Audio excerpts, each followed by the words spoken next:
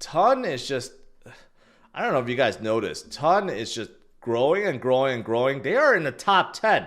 They flipped Cardano and no one even knew about it. Just like secretly, and they're up 11% today. Ton Coin is top 10 out of nowhere, right? Out of nowhere. And partly because Pantera Capital now is investing.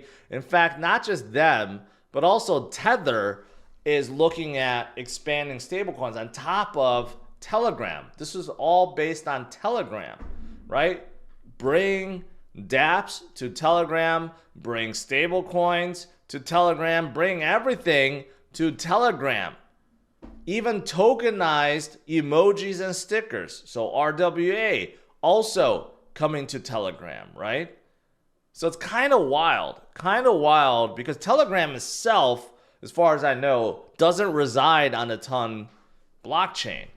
They should actually move that first, right? And make it the premier dApp. But still, can't ignore Ton at this point. They're top 10, and you got all these big guys looking to support them. Tether reports record 4.5 billion in profit. Tether is basically unstoppable right now. I would say they're probably the most profitable crypto company in existence right now. Okay. And why this is important is because, first of all the FUD around Tether and Bitfinex and iFinex, I think that could all go away because they have plenty of cash. Their reserves is 100% backed, which is good.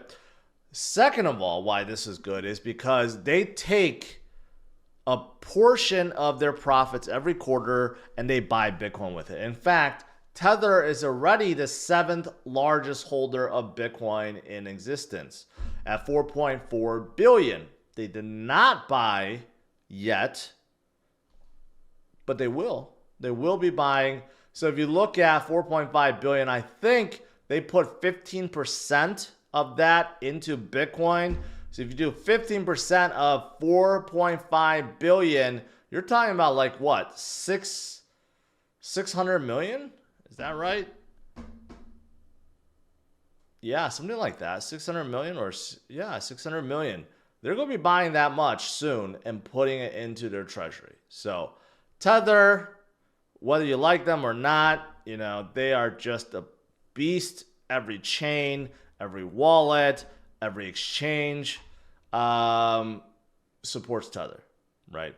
And I guess this is really, really good because they're another example of another company that's fully embracing Bitcoin, right? Well, not fully embracing Bitcoin, but helping contribute to Bitcoin scarcity. Let's put it that way. Recently, there's been others that's been coming out and saying, well, meme coins are bad for the economy, bad for crypto, bad for Bitcoin, right? And one of the Solana's co-founders says, if you're fragile enough to get spooked by how young people choose to use their permissionless systems to have fun, you will quite simply not make it here. That's actually a pretty powerful statement here.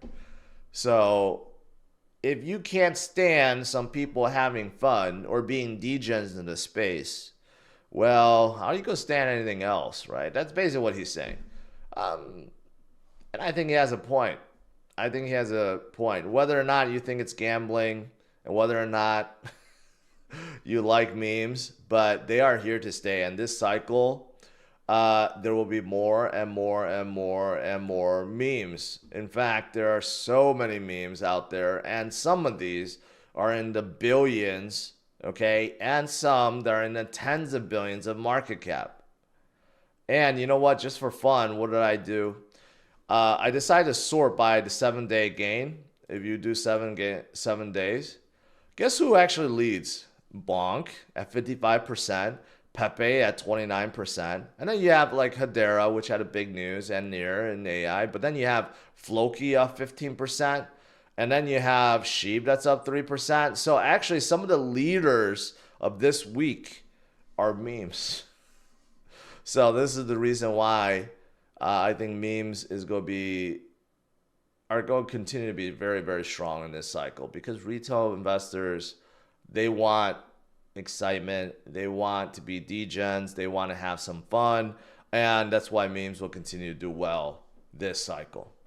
There are some encouraging signs about alts.